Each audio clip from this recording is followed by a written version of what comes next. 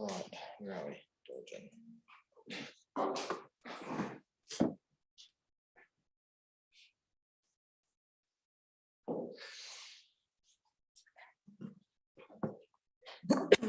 Okay, welcome everybody to the Buller District Council Full Council meeting for the 30th of August 2023. We've just had a public presentation from the New Zealand Motor Caravan Association, and that's complete, so we'll declare the meeting open at what is it? 54 with agenda item number 1, which is apologies. I have an apology from Ned Talford, iwi representative, Graham Nalon, Anangahua Ward councillor, and note that Councillor Webb is joining us via Zoom. Any other apologies? Everyone else is. Yep, everyone else is here. Somebody like to move those apologies, please? Deputy Mayor Basher, seconded. Councillor Farlett. All those in favour? Any against? That's carried unanimously. Agenda item 2 is members' interest. Are there any matters on today's agenda for which members wish to declare a financial or non-financial interest? Is in the public excluded, please? Okay.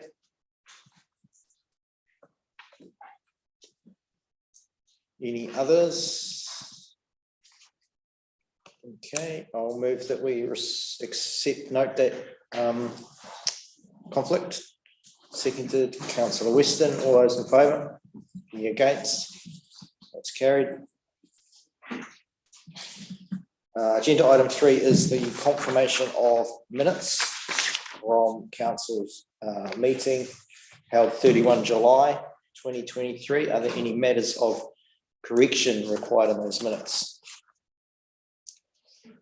Councillor O'Keefe. Yeah, just on the 0.5 terms of reference, I think 3.3 and 9.1. So was just really, and that was mentioned that we take the words council out of that and put in CESC. That's going to echo through the whole document. Yep. So you circulated that prior, so I did a bit of research. So 3.3 agree, that should read appointed by CESC. 9.1 or council needs to remain, because council is the overarching body, so council has the ultimate ability to terminate any subcommittee of council that it chooses by resolution. So they can be appointed and rolled over by CESC, but ultimately council has the ability, if it so resolves, to end any subcommittees. So for that reason, it's valid. Any other corrections? Councillor Eadie. Item number 6, very minor, request of the workshops, it's page 13, it's request of the workshops to be recorded for those who are unable to attend. Should be recorded. I believe, not recorded. Okay. Yep. Should read recorded. Yes, correct. Any other corrections? So with those couple of minor corrections, would someone like to move the minutes of the 31st of July? Councillor Grafton, seconded. Councillor O'Keefe. All those in favour? Any against? That's carried unanimously. Thank you. Excuse me, Mr. Mayor, it's been pointed out by a member of the audience that actually it should say Monday, not Wednesday. Which one? The meeting that we had was on a Monday rather than Wednesday. Oh, yes, I was too. At the heading, it was a Monday. Because it was moved. That is a good catch. So the date is correct. The day was named as wrong. Yes. So the meeting was held on Monday, the 31st of July at Clocktower Chambers, Westport. Right. Thank you. Movers and seconders, I presume you're happy with that. Cool, so that is dealt with. Moving to agenda item 4, the action point list. And the recommendation there is the council receives that action point list. And there is nothing required until next month. So I'll so move that we receive it. Is there a seconder? Seconded, Councillor Fowler. All those in favour? Any against? It's carried unanimously. Okay, agenda item 5 is the electoral system discussion for 2025 and 2028. Excuse me, local government elections. Now, councillors had a workshop on this topic a week or so ago. Is there anything further to add? I think we're pretty au fait with the requirements here, so we'll open it up for discussion. Unless Douglas, do you have anything to add to that paper from the? It's pretty statutory. Is there any discussion or questions on the paper?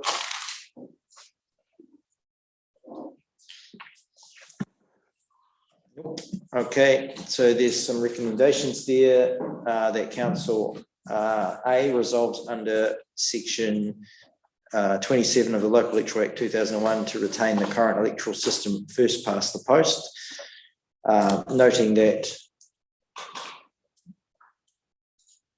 if there is no resolution due to equal votes, the status quo remains, i.e. it will remain as first past the post. If the resolution is lost, a single transferable vote has been adopted for the next 2 local government elections in 2025-2028. And B notes that public notice must be given no later than the 19th of September 2023 of the resolution passed under section 27 of the Local Electoral Act 2001 and the right of electors to demand a poll in the electoral system. So we seek to resolve, you moving? So moved Councillor Howard, seconded Councillor Sampson. Any other discussion on the matter? All those in favour? Any against? That's carried unanimously. So we'll be using just past the post. Thank you. And there'll be other matters to do with the representation review, as talked about at the workshop later in this calendar year or early next calendar year, to talk about other matters like wards and number of elected members and the like. Where am I now? Agenda item 6, dealt with that. Is the asset accounting policy. Now, this was referred back to us or up to us by the Risk and Audit Committee. So you mostly have heard most of this discussion before. Again, I look to Mr. Marshall if there's anything you want to add or talk through this. Okay, issue which is just the indices that we're reporting on there. Having the correct data of the assets is obviously important for any business or any activity like accounting. One of the challenges is that you need to make sure assets are what they call fair value. And the challenge in recent times has been inflation has been quite regular. So the indices that we look at to give us some guidance to revalue our infrastructure in June 2022 show those movements in those ranges we've got there at A and B. Where staff, and that includes engineering staff, will see them as sort of reasonably minor, not large, would be around 10%. What the auditors seek us to do though is they want us to obviously check a few things like contracts. We've done that, the movements are consistent, but also we will ask our valuer Becca not to give us a formal opinion, but just give us a view that what we're doing is reasonable, and that'll cover with the infrastructure and roading. The challenge here too is that the council doesn't use the value of its assets as borrowing for its covenants. That's using to secure its rating base, i.e. its ability to rate itself out of trouble if it could not pay its bills. We do use our valuations for things like working out our condition assessments and the value of work we've got to do. That's part of that process. And of course, one of the other things we're thinking about is with Three Waters, the government's working through to move the waters into another entity. And that is where that valuation process will be important for those members going forward. The Wakataki part of our activity, it doesn't so much look at value for renewal and depreciation of our assets, which is a bit of a technical term to hear. What it looks at is what ultimately it can afford to fund the needs of the council. So the valuation exercise will be important in terms of how we manage the council business. It's part of the issue, but it's not a main part of how we actually try and work out what we need to fund. The final reason for evaluation is for insurance. And so we are carefully reviewing to make sure particularly our key buildings are correctly insured, either as its restatement value or replacement value, or indemnity, which is the value. So at this stage, what we need to think this is reasonable, gives us as the staff just a practice policy that we can use to make sure we're keeping our activities as tightly as we can. So we think it's good practice, and we would recommend obviously we make this policy in place. Thank you. So can I just clarify that this is for the 2023 year? Yes. Okay, cool. Councillor Fowler? What is the greatest risk of undervaluing assets? Ultimately, the community, 30 years ago, you never had your assets valued on council box. So actually, the community didn't know what they had spent rates and charges on to create the assets they use day in day out. So the greatest risk is more, I suppose, that we undervalue what they will contribute to the community. Now that's a reasonably, I would say, just a statement about sort of what is the right thing to do. In terms of us, if we say undervalued our water infrastructure and we had a help event, and the underground infrastructure therefore was damaged and destroyed, we had it undervalued, that makes an issue for us. What we're currently doing with our insurance side, and I'll report on that to wrap in 2 weeks' time, is we're going through that process and we've put some buffer in to cover what we're currently doing. So, you know, you can cover the value that way. The real big issue with the insurance side is making sure you've got every asset covered.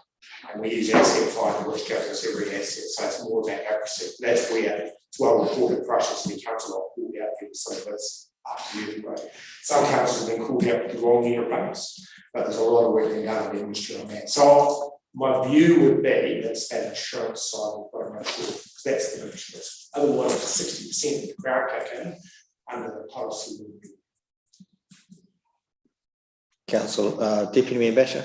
I was just wondering, how often do you have to do a revaluation, given that, as you said, it costs about 160 grand? What's the legality about doing one? Or do you have to put your finger in there and say, well, we think stuff needs to be revalued? So you have to look at every year at what's called fair value. Now, the old accounting standards, well, the former accounting standards would say you did it every 3 years.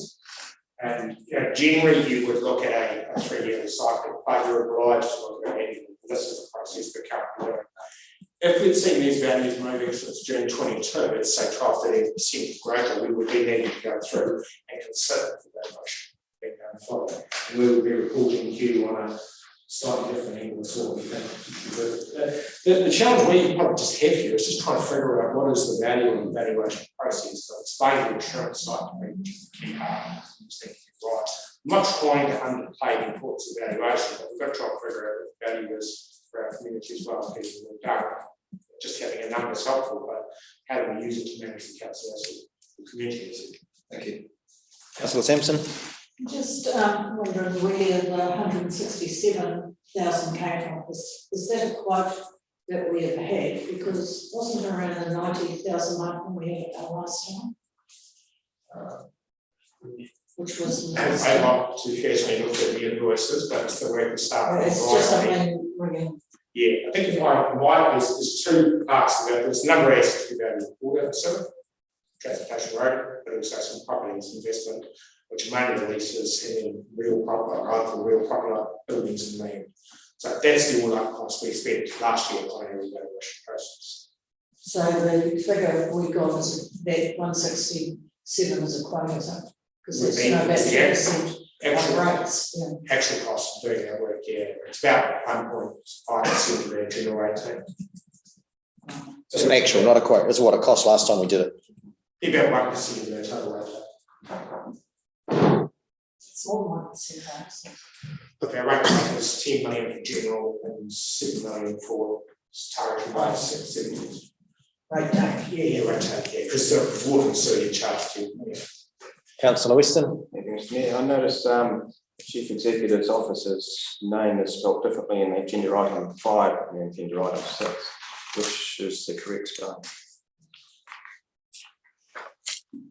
Reports, is that? Brothers. We'll look into that. Any other questions? 6. What? 6 is correct. 6 is correct, okay. Thank you. Apologies. Councillor Reedy. Thank you, Mr. Mayor. I agree in principle with the policy. However, in the preamble and in the policy itself, in my view, as an accountant, there are a number of fish bones. I'm not going to go into them, but there is documentation and also the benefit standard. So, because of the fish bones in here, I don't intend voting in favour of it, but I am in favour of the policy in principle. But I don't go with fish bones. So, and I'm not going to evaluate. I'll just leave it at that. Thank you. It's not particularly helpful. No, it's not. Given what happened post meeting in July, I would hold what I need to say, and just wait for other time. Because it's not going to change the vote. So let's just look at what we've got here, and It may not change the vote, but it might improve the decision making and the outcome. If there's something on the paper that is not right or could be improved, then that's what we're all here for, is to input the knowledge or expertise we have. Alluding to it and then not sharing it doesn't advance the topic at all.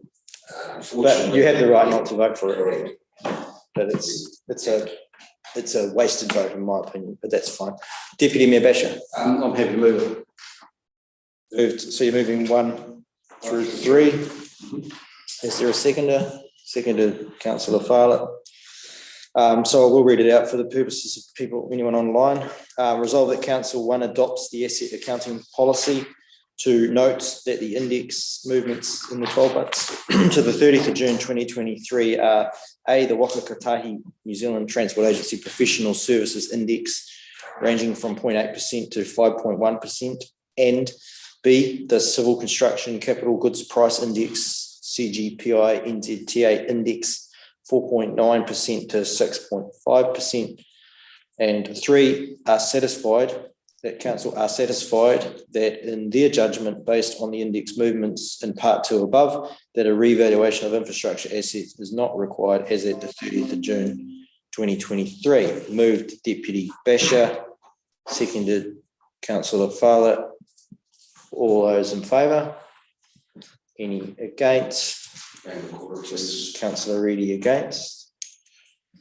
Thank you. The motion is carried. So moving on to agenda item, I'll manage that. Now that's passed me again. 7 is the fines-free library proposal report.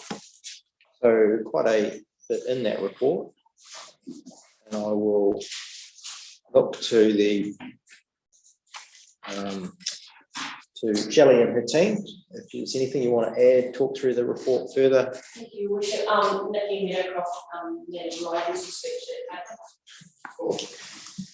So Nikki, I invite you just to speak through anything that you want to clarify or add to. I know there's been a couple of questions fired in from councillors, so you might want to cover them off now, and then we'll just open it up for a chat. Sure, okay.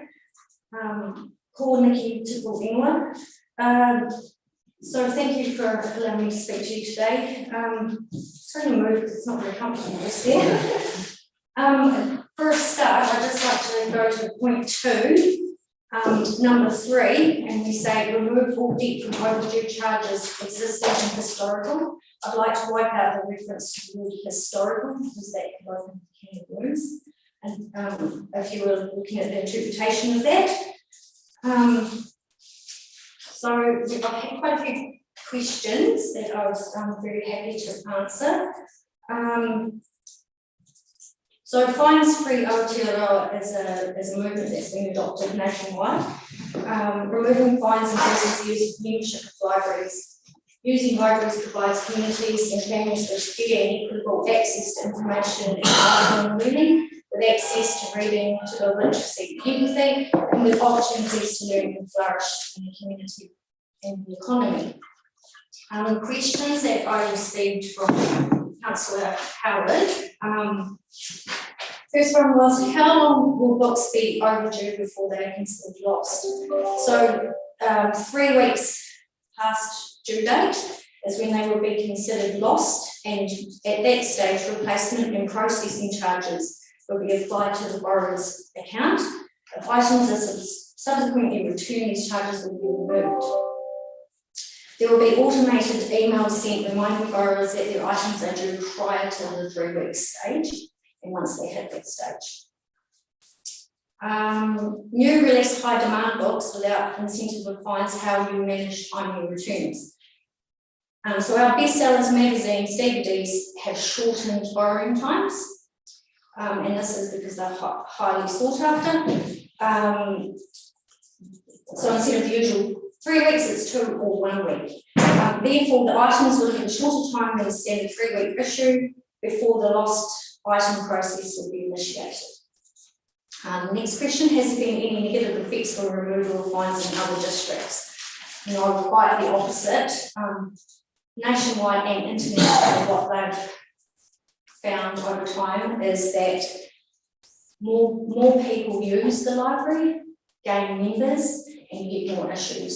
And it's because people are finding, once they hit that $10 fine, which just one book can do that to you, $9.90 is our really cap it. Once you hit that mark, you with 74% of borrowers never come back once they owe $10.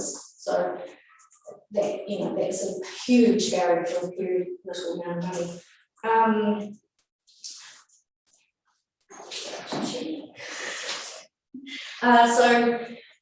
Closer to home, Western Library has been fully fines free since 2022.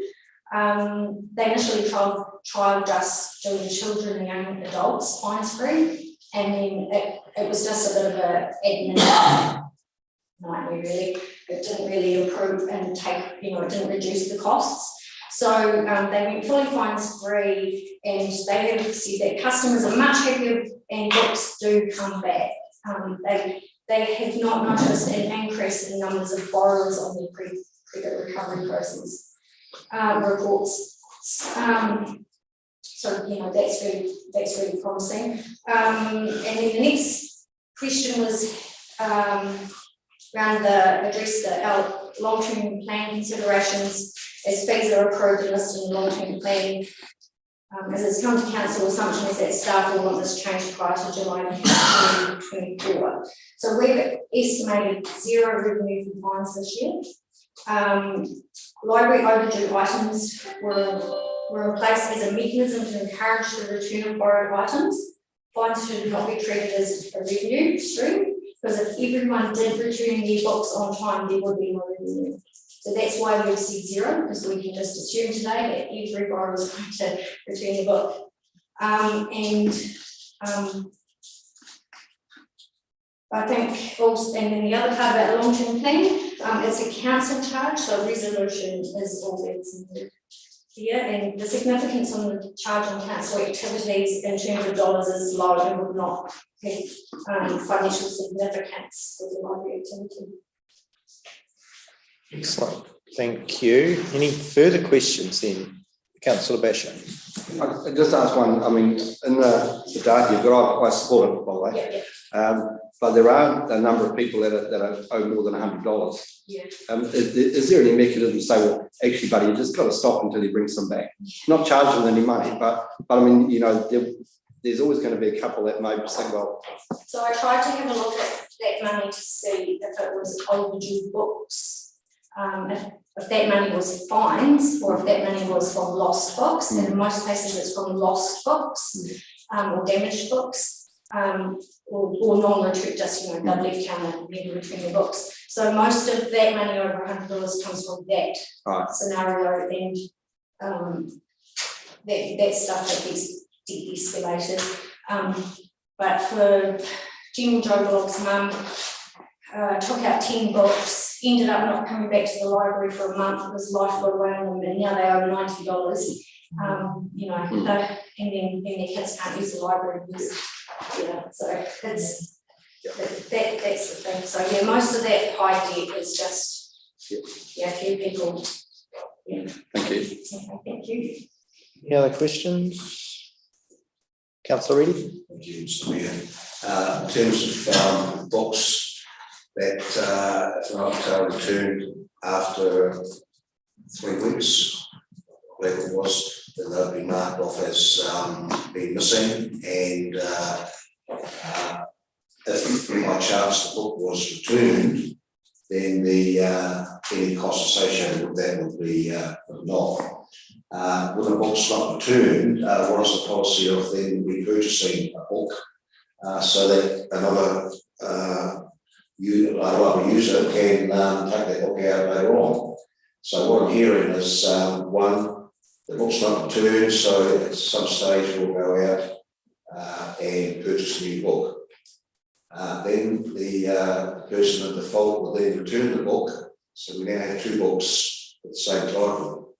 And what I'm seeing is an additional cost to the ratepayer for having to purchase a second book. How are we going to get around that, please?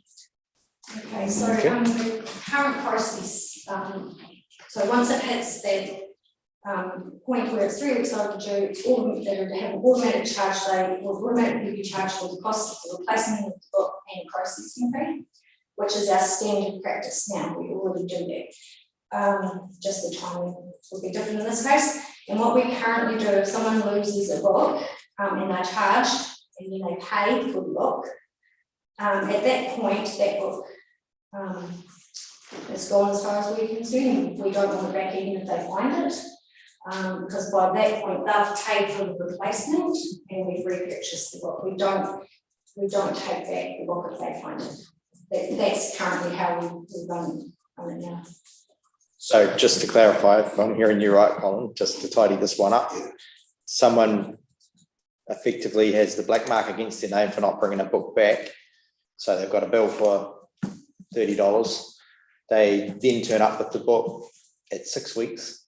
So have you already then, so you don't go and buy any new books until it's resolved? We don't buy resolved? new books for quite a while. We don't replace the book for quite a while.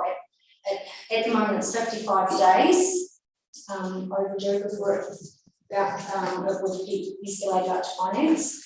So they've actually got quite a lot of time to have a look for that book at home. In some cases, we reissue the book if they say, "I know it's here somewhere." We'll just reissue the book to them. So they have quite a long time before they actually start paying for it. So they are still looking for the book. But if it's a genuine, sometimes they know they've lost it, but sometimes they leave town. So in those cases, 55 days after being lost, 55 days, that's when we would. So it's officially, that's when it becomes, it's theirs if they then find the book and pay for it. Do you have a rough number of how many books we end up buying that are from that, through that process? Not a lot, I haven't got the figures in front of me, there's not a lot. During the flood time, we had quite a lot of lost books and we just wrote those off to people. But at most times when it's genuinely lost and they're not trying to steal your book or they'll get count, it's people have a really good look for it and they bring them back. So yeah, we try to extend the issues when we can, so it has less impact. Does that answer your question, Councillor? Does that answer your question? Yeah. Please, because it was that question and one other. Do we have an idea of the what sort of money are we actually talking about in terms of are we talking petty cash here, or I don't know the exact number, but about 5,000. 5,000. Yeah, total income was 692,000. So it is big cash. The chairman's I think. Wonderful. And one other question, please, Mr. if I may, that's the question I raised in Carry on. Sorry, the question I raised in the email. My understanding is once fees and charges are set during the LTP or the annual planning process, the consultation process, they cannot be changed for another year. That's the whole idea of consultation. We have no consultation for 23-24, which means the fees and charges stand as they were, because that's what they were for the previous consultated annual plan. So I believe it's a precedent. I don't think that we are able to. There's nothing in the legislation that says we cannot do this. But I'd like to know why we set the precedent for amending fees and charges after they've been adopted. Yep. So Chief Executive has done a bit of Yeah, research on that. Councillor Reedy. Look, I think when there's regulatory fees set through the fees and charges process, that is something that we have to be very mindful of. And this is a community service fee. There's no regulation that sits behind this.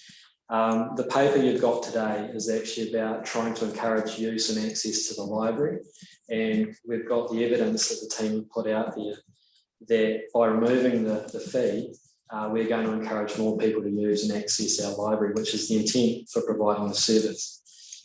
Through the LGA, by resolution of this council, you can amend those fees and charges through this process of meeting as a council. And I guess what we're saying today is that the benefit of removing the fee is going to improve the service to the community. It is an operational decision. We're actually saying don't implement the fine and you'll achieve a better outcome. So I guess we have the ability today through resolution, if you support it, to make that decision, and our team will act on it, and that's appropriate under the Act. Thank you. I'm not aware of the Act, sorry. I mean, the ones I've just suggested, Councillor Reedy, Section 150 covers most of our power of discarding the fees. Section 12 is the power of general duty, which allows us to have flexibility to run most of us in a manner that's transparent and accountable and that type of thing. So it's a minor review in terms of it, and as the CEO said, it all comes down to a council resolution that then creates the transparency of the transition. I'll just go to Councillor Webb, I think had her hand up. I'd just like to move all three. Okay, noted. Or just I've got a question from Councillor Simpson, and then just is it going to be recorded, and we can have a comparative recording of lost books annually to just see what the figures are doing. I support the motion, but I just get out of hand that this year we might have had 20 lost books, and with the no fee policy that it ends up as 50 books for 1 year. Yeah, at the moment I don't have any stats on the lost books, so it could be something I could go and look into. I'm not sure if it will be available to me. We've had a changeover in staff, and it's just may have been lost in transaction there. It wasn't something we were recording. But we could look at doing that in the future. And we'd be more happy to do that. I can go back and try and look through our lost books folder and just see where we're at, and it goes back quite a while. Can I just say one more thing? So I think in fines for the last 2 years, we brought in around 4,000 to 5,000 each year in fines revenue. To weigh that, I'm looking at it from another angle, we spend half an hour every day chasing fines at least, and over a year, how much is that? That's $4,000, and we could work 4 or 5 grand. We could be spending that time on community activities. So I think it's a cost, it's a loss of revenue, but we gain so much more. Thank you. Sorry, that's still, yep. Second, but subject to an amendment on 3 to take out the historical. Yep. So just checking on that. So what is that? So the implications of people that have got a historical debt sitting up there, we're still going to pursue their money? Sorry, give me a sec. So I just thought that word historical might confuse people, because all of the people that owe money today in fines, I think we should just, like if this is passed, we should just clean slate, they're removed. And then, because if we use the word historical, people have already paid for their fine, might come back and say, I want my money back. I'm just a bit worried, the interpretation of that word historical. And I think somewhere else within here we use the word historical as well. Under 4.8 on the last paragraph. So I'm just thinking tidiness, removal debt seems a weird way to put it. Wouldn't you call that write-off? Wouldn't you normally say that write-off? All debt from overdue charges. I'll just start. Douglas, maybe? Is it right for current debt? Well, it's from existing, so. Debt from existing overdue charges. I'm hearing what you're saying, but so the new policy is from 1 October 23, but we want to deal with that stuff that's already sitting on the books. So I'm thinking that's something that's more like write-off. I was just going to say, write-off. Write-off all debt from existing overdue charges. Well, data is today's date, then it makes it. That's what we're talking about. Or do we, sorry, question maybe write-off all debt from overdue charges that exists as at the 30th of September 2023, and need to be said those number 2s.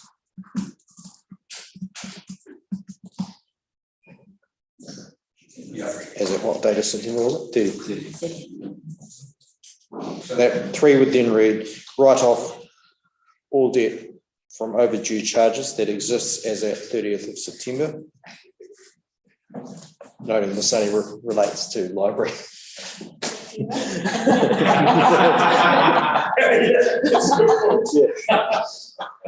This paper is about libraries, but I just.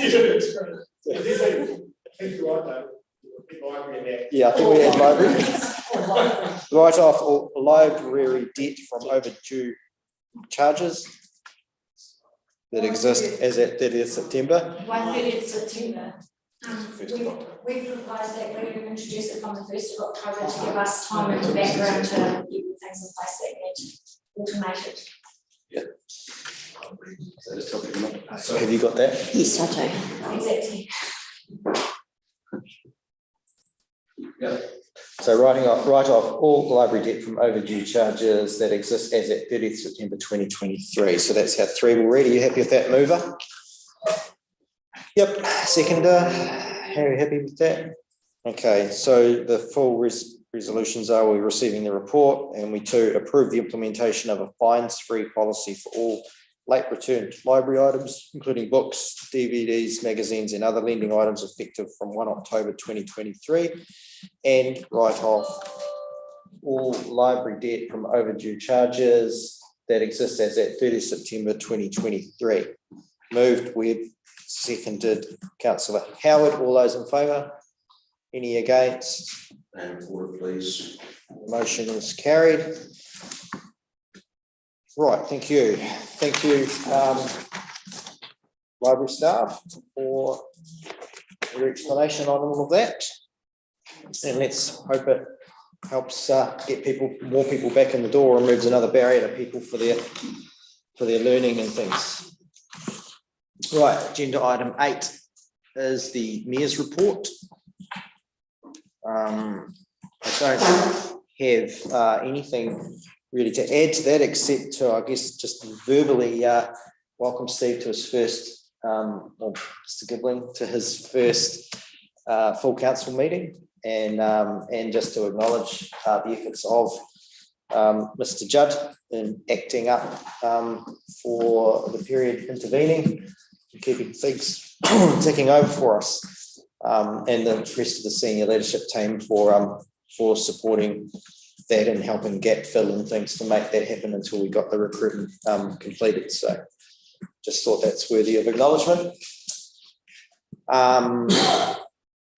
Anything else in there? I think I refer to an update on the Resilient Westport Steering Group meeting as a verbal update. There's probably not an awful lot I can share further, because I think some of it is still subject to some final contractual obligations, but it's fair to say that the initial drawdown of the items talked about in the previous meeting is progressing, and it's really a matter now just for contracting through funding agreements, and then the resource for administration and chairing of that group, those contracts and things to be in place. But the barriers to the funding being released from the Crown appear to be all green lights. That's probably, there's nothing else to add from that, I don't think, from that meeting. So what that means is there'll be some work able to progress sooner rather than later on the master planning work BDC's leading, and the other items that West Coast Regional Council are wanting to progress and crack on with sooner rather than later. The rest of that report I'll just take as read if there's any questions. Oh, the only other thing was just before it was the letter I circulated from Minister McAnulty, which is, I think it's referred to in the list of correspondence, but we didn't actually manage to get the physical letter in, but that's been circulated to you, and that's in relation to the passing of the water services entities amendment bill, I think it was, and that gives effect to the 10 entities and the go live dates at the moment of July 25,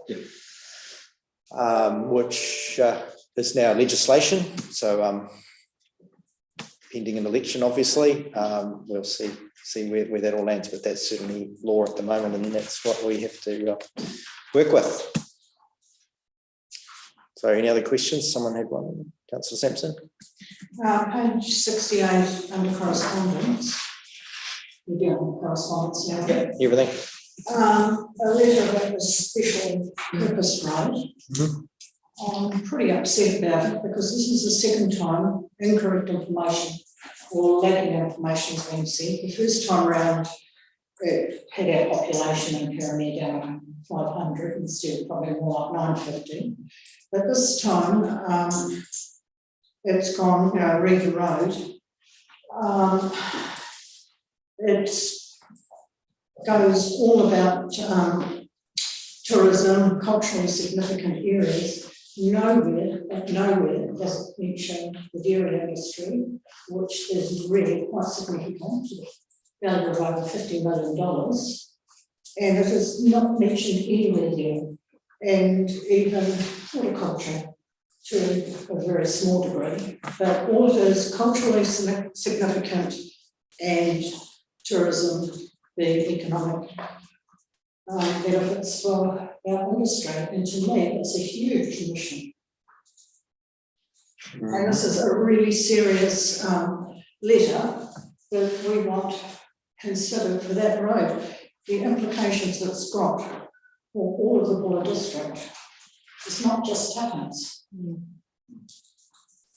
Absolutely. So I think the thing, so I'm hearing you, the purpose of the letter was to flag really that we're not accepting of their plan at the moment around transferring of the SPR to council and requesting the board continue to have that dialogue with us. So that's really all the letter is, putting a line in the sand and clarifying in writing that that's the position.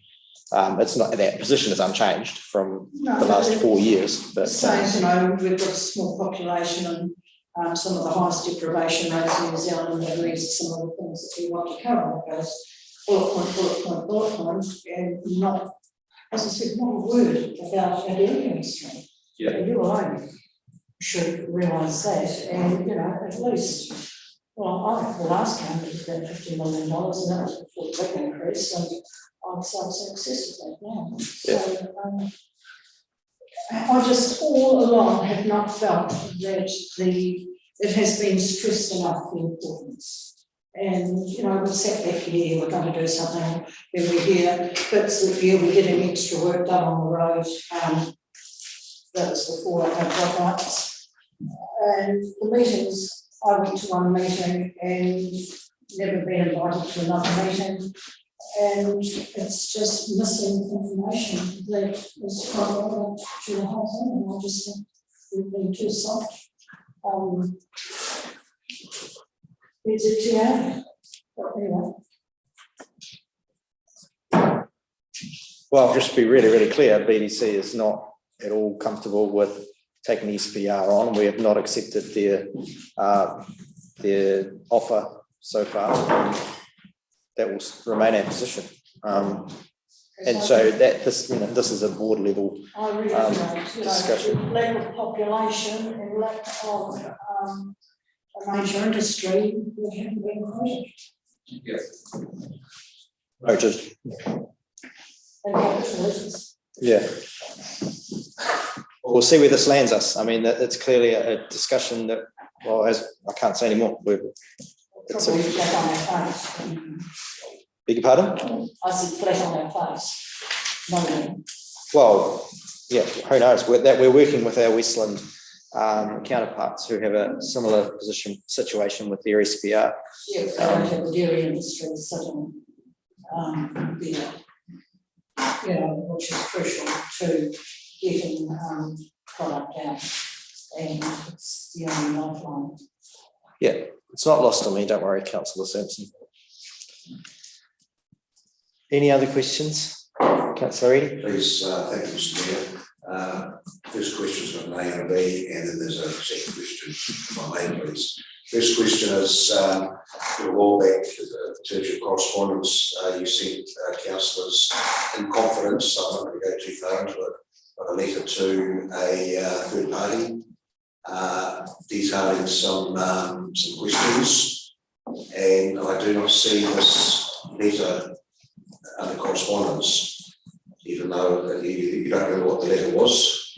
You'd have to give me a little bit more to go on. Okay, the letter was sent to West Coast Regional Council, and it's not, I appreciate it was under in confidence. Yeah. So obviously I can't go too far into it, but I would have thought it would be, with no names mentioned in there as such. I wondered why it's not included. It was quite important. It's not in there for the public to see, and I should imagine out of courtesy, the regional council would have been back to you either verbally or in writing, and we don't know what's happening about that. So, is there any reason why we as councillors do not know what is going on? There's been nuts, so it's not public because you answered in your first bit, it was sent in confidence to the regional council chair, and I'm waiting a written response from them. So they've acknowledged that they had it and they've discussed it at their end, and they'll be responding to me. So there hasn't been a response to share with councillors. My intention was, rather than have a one-sided conversation and what eventually ends up in the media and here, we'll wait and see what the response was, so that it'll eventually, but there's no intent not to have it in public, but it's fair that we allow them the opportunity to respond at the appropriate level which was mayor to chair, and MC to C. So in summary, that hasn't been, they haven't come back to you as yet? No. Okay, right. Second question, please. Just in terms of the, I think what's called the resilience meeting on page,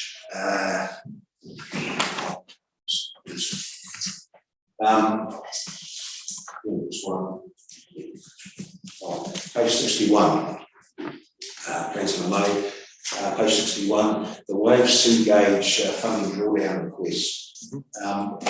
As we know, the original paper that was put forward was put forward to local government, Minister and central government was a concept only.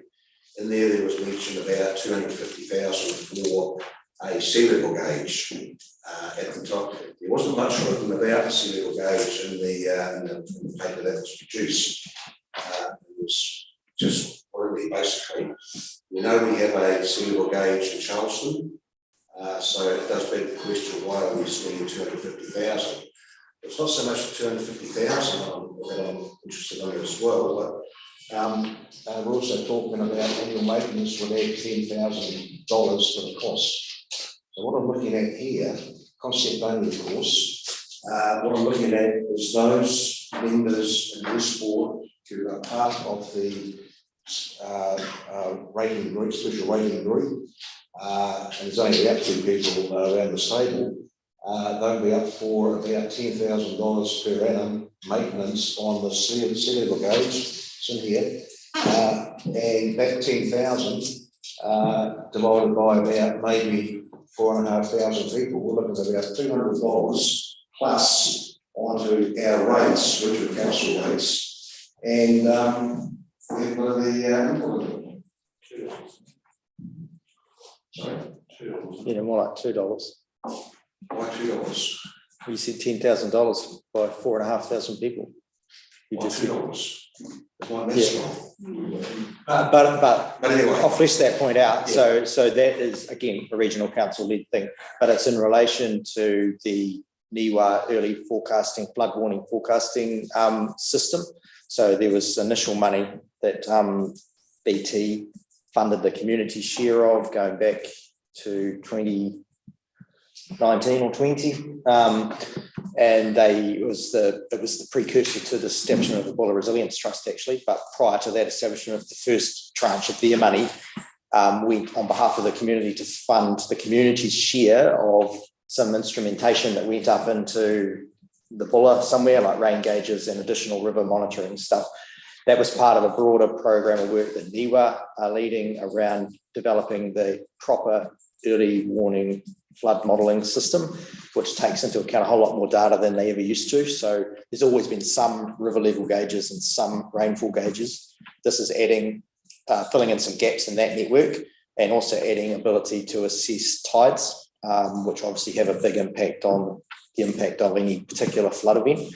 So the 250K was off the back of the science team at regional council's input into the original business case. I think it is evolving a little bit. So again, I don't know really the detail, but the original idea of a particular type of tide gauge might be changing a little bit to some other technology or something based on technical advice as to what will best add to the useful modelling that they want to be able to achieve.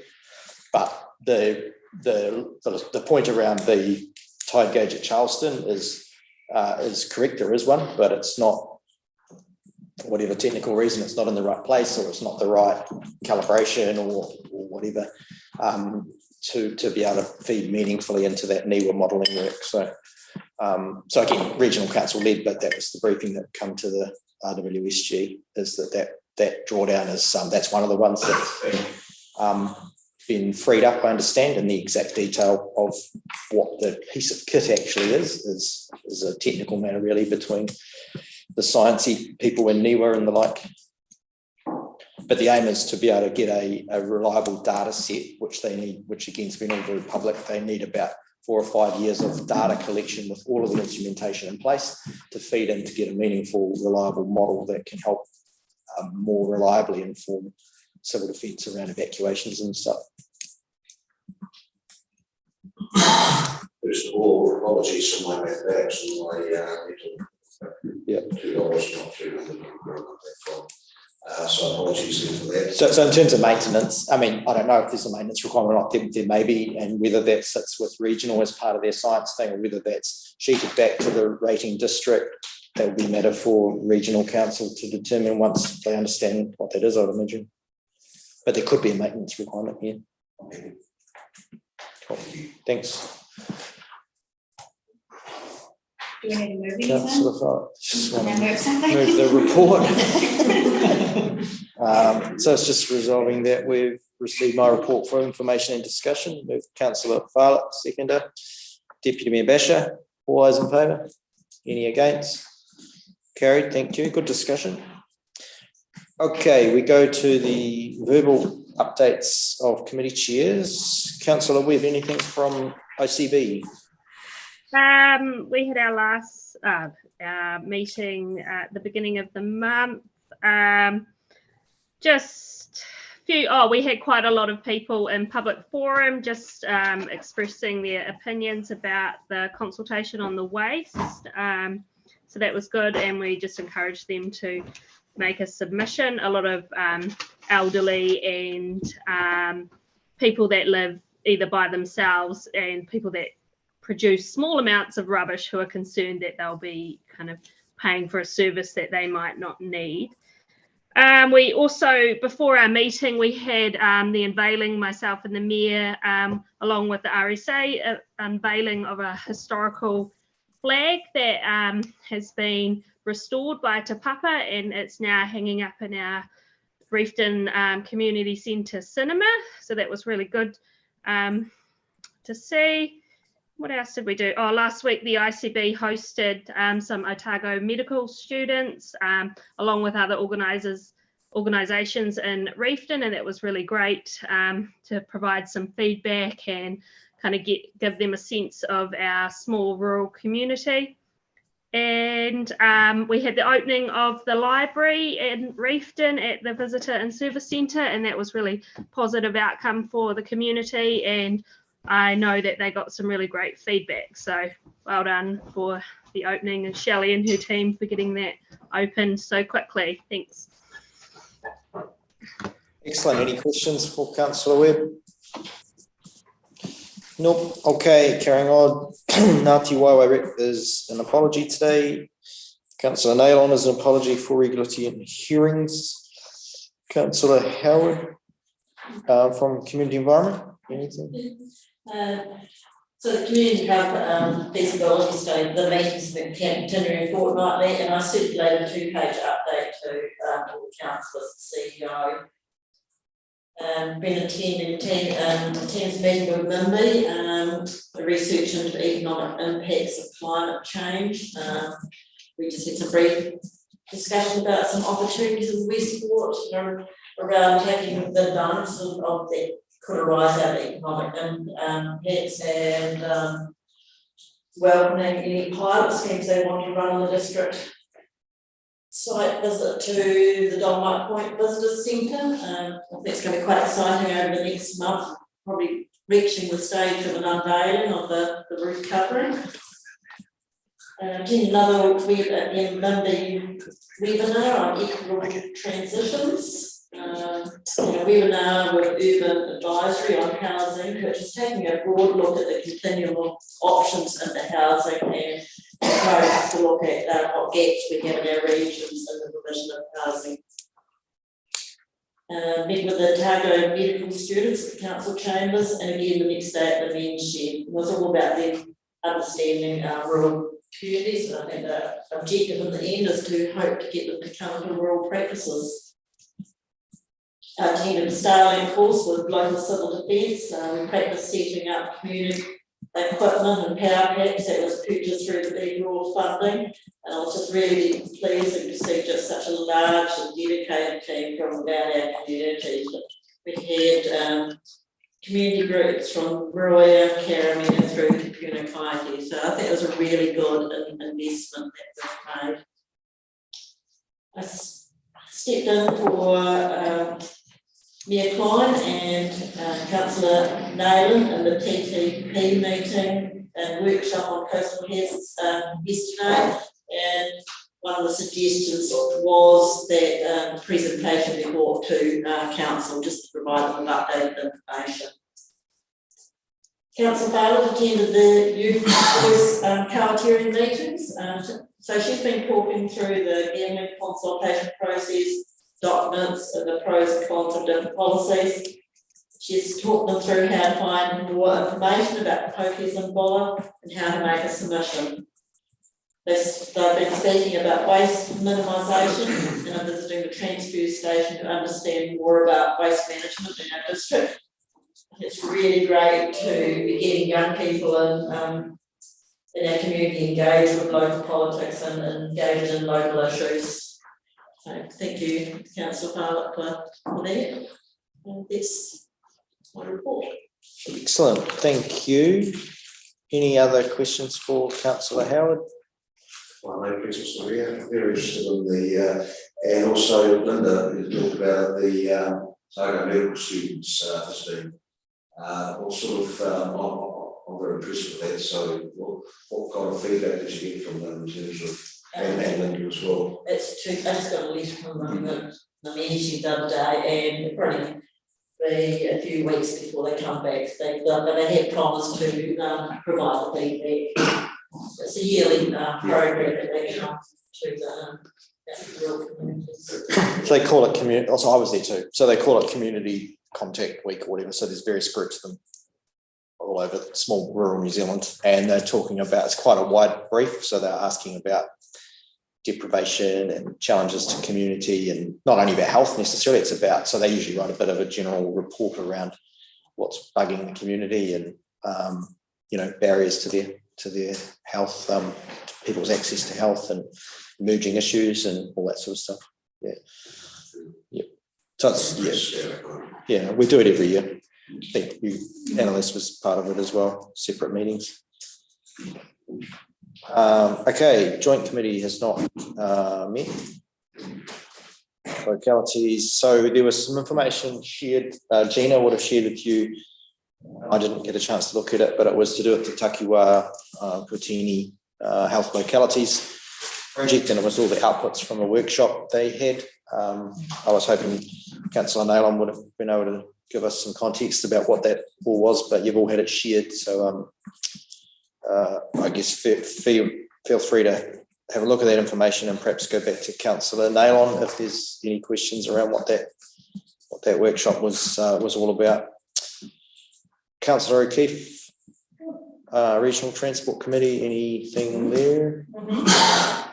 News. So the draft regional public transport plan is out for public submissions. So beginning the 28th of August, closing September the 29th. And the RTC will be meeting hopefully in October. Have a look at those. Yeah, to scan through those. Also, the government has just released their policy statement draft on land transport. This is also out for consultation, which will close 15th of September. So the key points around that was maintaining and operating of our systems, increased resilience, safety, integrated freight, reduction of emissions, sustainable urban and regional development. Now, the good thing is the budget has risen from 15.5 billion to 20.8 billion, which is, and also around public transport, highway maintenance and local road maintenance. Some of the strategic investment packages don't quite reach the West Coast, unfortunately, but hey, there's more money in the pot. Also, too, another great bit of news is that BBC, some of the return to service work is happening in the Northern Buller. So we've got Charming Creek, 1-5, D. My Matthews Road back to Gilani and Centreville and Milton. So, and also the Bluff starting as well, Karamea Bluff. So it'd be good to get some of that stuff done. It says before Christmas in my area. So There's some signs going up. Starting, yippee! So that's pretty much me. Got a couple of containers, that's all. Excellent. Any questions for Tony? Oh, you got an update? I'm going to update Okay, you. I'll just do questions quick. Any questions for Tony on that process? No, questions to me. The 15 lady talked about the increase in millions of dollars. That's come from central, sorry, Mr. Mayor. That's come through central government, obviously, central government initiative. And you're saying there's nothing basically to come through to the West Coast or? Oh, well, there's nothing in the strategic investment packages. They're doing a lot on sort of North Auckland. There's been quite a lot of damage up there, right, and some around Nelson as well. Yeah, so there's nothing kind of on the West Coast, but you know, it all affects. But there's quite a bit happening in the South Island, but just not on the West Coast. Yeah. Okay, Councillor Weston, road safety. Mr. Mayor, yeah, attended two meetings last week, Thursday and Friday. One, there's going to be a September month for motorbike safety. There's going to be a bikers brunch at Epic on the 23rd of September between 10 and 1. You bring your motorbike along and there's a 10-point check. Everyone gets their motorbike looked at, whatever, for safety, tyres, everything like that. Salvation Army are doing the cooking for it. There's free sausage sizzle and quiz and stuff. Also, at the meeting on Friday, it was raised that all Buller District's council staff are entitled to a free driver assessment. And chat to Steve this morning about that as a Westland and Grey as part of the West Coast road safety thing. So I know Eric's taken his crew through there. So anyone else that wants a free driver assessment, just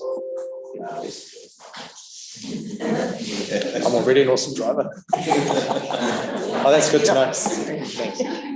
Okay, keeping some momentum. So any questions for Councillor Weston? Nope. Okay, so I'll move that we receive those verbal updates from our various chairs and representatives. Seconder, please. Councillor Fowler. All those in favour? Against? Carried unanimously. Thank you. Last item on the public agenda is to move into public excluded, and the recommendation is that the public be excluded from the following parts of proceedings of this meeting. For the consideration of a tender acceptance, flood recovery tender acceptance in the transportation portfolio, enable any local authority holding the information to carry on without prejudice or disadvantage negotiations, including commercial and industrial. I'll move that way. Do I have a seconder? Seconded Councillor Weston. Any discussion on that? All those in favour? Any against? That's carried unanimously. We are now moving into public excluded. Thank you. Thank you, media, and Alan. Thank you.